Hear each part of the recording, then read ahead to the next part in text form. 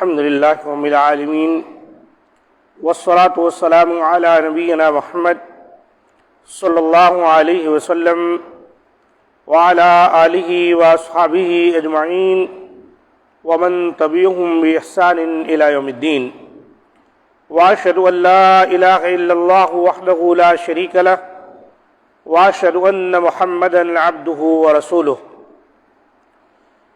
معزز سامعین کرام، نماز کے فضائل اس پر مشتمل باتیں ہو رہی ہیں۔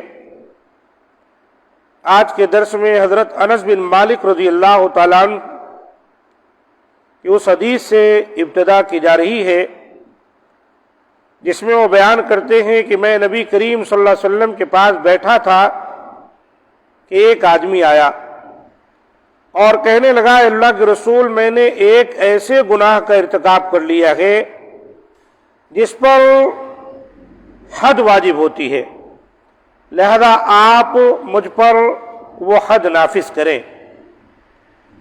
تو آپ صلی اللہ علیہ وسلم نے اس سے کوئی سوال نہیں کیا، کوئی تفتیش نہیں کی کہ تم نے کون سے گناہ کا ارتکاب کیا اور کیسے کیا ہے۔ اس کے بعد جب نماز کا وقت ہوا تو اس نے بھی نبی کریم صلی اللہ علیہ وسلم کے ساتھ نماز ادا کی، پھر حضرت صلی اللہ علیہ وسلم کی خدمت میں حاضر ہوا اور اس نے دوبارہ وہی بات کی۔ تب آپ صلی اللہ علیہ وآلہ وسلم نے فرمایا، الیس قد صلیت معنا، کیا تم نے ہمارے ساتھ نماز نہیں پڑھی؟ اس نے کہا، جی ہاں پڑھی ہے۔ تو آپ صلی اللہ علیہ وسلم نے فرمایا، فإن اللہ قد غفر لک ذنبک، جاؤ اللہ تعالی نے تمہارا گناہ معاف کر دیا ہے۔ یہ بخاری اور مسلم کی حدیث ہے، جس کا معنی یہ ہے کہ بندہ اگر کوئی گناہ کر بیٹھا ہے جو اس کے اور اللہ کے درمیان ہے، اگر وہ سچی توبہ کر لے، اپنے گناہوں پر ندامت ہو گئی ہے اور سچی توبہ کر لے، تو اللہ تعالیٰ اس کے گناہوں کو بخش دیتے ہیں۔ نماز پڑھ لے، توبہ کے لیے بھی ایک نماز ہے، اچھی طرح وضو کرنا، 2 رکعت پڑھنا اور اللہ تعالیٰ سے معافی چاہنا۔ اور اگر وہ فرائض کی ادائیگی کرتا ہے تو اس کے ذریعے سے بھی اللہ تعالیٰ گناہوں کو بخش دیتے۔ آپ دیکھیے اس حدیث کو کہ جب اس نے کہا، اللہ کے رسول، اتنا بڑا گناہ مجھ سے سرزد ہوا ہے کہ مجھ پر حد قائم کی جائے، تو اللہ کے رسول نے اس سے کچھ سوال نہیں کیا، وہ گناہ کون سا ہے، تم نے کیسے کیا، کیا مسئلہ ہے؟ آپ خاموش ہو گئے اور نماز کا وقت آیا، آپ نے نماز ادا کی۔ نماز کے بعد یہ صحابی پھر حاضر ہوئے اور پھر کہا، اللہ کے رسول مجھ پر حد قائم کیجئے۔ تب آپ نے فرمایا، الیس قد صلیت معنا، کیا آپ نے ہمارے ساتھ ابھی نماز نہیں پڑھی؟ انہوں نے کہا ہاں۔ تو آپ نے فرمایا، فإن اللہ قد غفر لک ذنبک، جاؤ اللہ تعالیٰ نے تمہارے گناہ کو بخش دیا۔ یہ نماز کی برکت ہے۔ نماز نمازی کے لیے دنیا اور آخرت میں نور کا باعث ہوتی ہے، جیسا کہ حضرت عبداللہ بن عمر رضی اللہ تعالیٰ عنہ کا بیان ہے کہ ایک روز نبی کریم صلی اللہ علیہ وسلم نے نماز کا ذکر کرتے ہوئے ارشاد فرمایا، من حافظ علیہا کانت لہ نورا وبرہانا ونجاتا یوم القیامہ ومن لم یحافظ علیہا لم یکن لہ نور ولا برہان ولا نجاح وکان یوم القیامۃ مع قارون وفرعون وہامان وابی بن خلف۔ جو شخص نماز ہمیشہ پڑھتا رہے تو نماز اس کے لیے نور، دلیل اور روز قیامت باعث نجات ہوگی، اور جو شخص اسے ہمیشہ نہ پڑھے، یعنی نماز کو پابندی سے ادا نہ کرے، تو نماز اس کے لیے نور، دلیل اور روز قیامت اس کے لیے باعث نجات نہیں ہوگی، اور وہ قیامت کے روز قارون، فرعون، حامان اور ابی بن خلف جیسے بد نصیبوں کے ساتھ ہوگا۔ اس حدیث کو امام احمد نے روایت کیا، اسی طرح دارمی نے، وصححہ الالبانی فی تخریج المشکات، مشکات کی تخریج میں علامہ البانی رحمۃ اللہ علیہ نے اسے صحیح کہا ہے 578 نمبر پر۔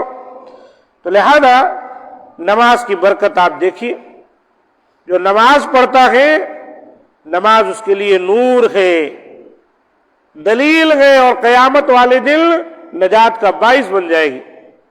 اور اگر نہیں پڑھتا ہے، دھر پکڑ کرتا، کبھی پڑھا کبھی نہیں پڑھا، پابندی نہیں کرتا، فرائض کو چھوڑ دیتا ہے، قیامت والے دن پھر یہ نماز نہ اس کے لیے نور ہوگی، نہ اس کے لیے دلیل ہوگی، نہ نجات کا باعث بنے گی۔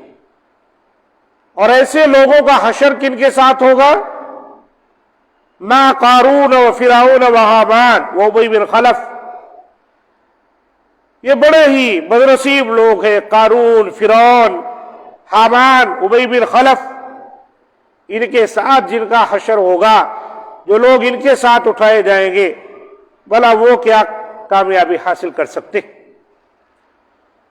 حضرت بریدہ رضی اللہ تعالیٰ بیان کرتے ہیں کہ رسول اللہ صلی اللہ علیہ وسلم نے ارشاد فرمایا، بشر المشائین فی الظلم الی المساجد بالنور التام یوم القیامہ، اندھیروں میں مساجد کی طرف چل کر جانے والوں کو بشارت دے دیجئے کہ انہیں قیامت کے روز مکمل نور نصیب ہوگا۔ ابو داؤد ترمذی کی حدیث ہے، وصححہ الالبانی۔ یعنی رات کو مغرب کے بعد، عشاء کے بعد، بالخصوص فجر کے لیے،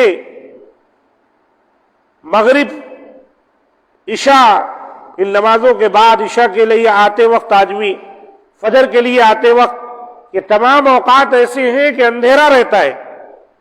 یہ ٹھیک ہے شہروں میں لائٹیں ہیں، راستے صاف ہیں، لیکن جہاں ان چیزوں کا اہتمام نہیں وہاں مکمل اندھیرا رہتا ہے۔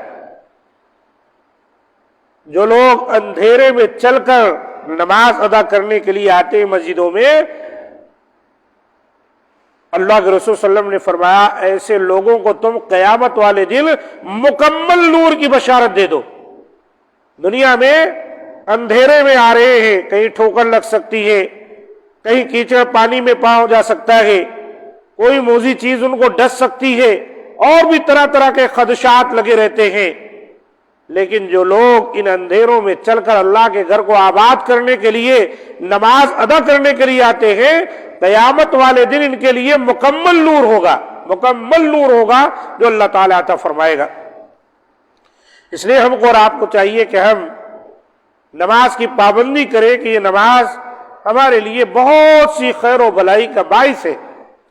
اس کے ذریعے سے ہمارے گناہ مٹ جاتے ہیں، اس کے ذریعے سے قیامت والے دن ہمیں نور حاصل ہونے والا ہے، اور اس کے ذریعے سے ہماری کامیابی یقینی ہے، جیسے کہ اللہ کے رسول صلی اللہ علیہ وسلم نے بیان فرمایا۔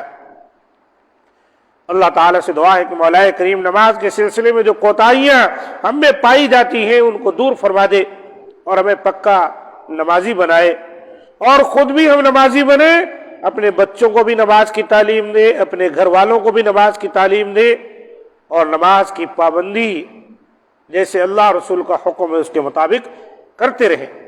ورنہ نماز کے سلسلے میں کوتاہی اور اس سلسلے میں سستی، لاپرواہی برتنا، یہ منافقین کی علامت ہے، کسی مومن کی علامت نہیں ہو سکتی۔ هذا ما عندي، سبحان ربك رب العزة عما يصفون وسلام على المرسلين والحمد لله رب العالمين۔ السلام علیکم۔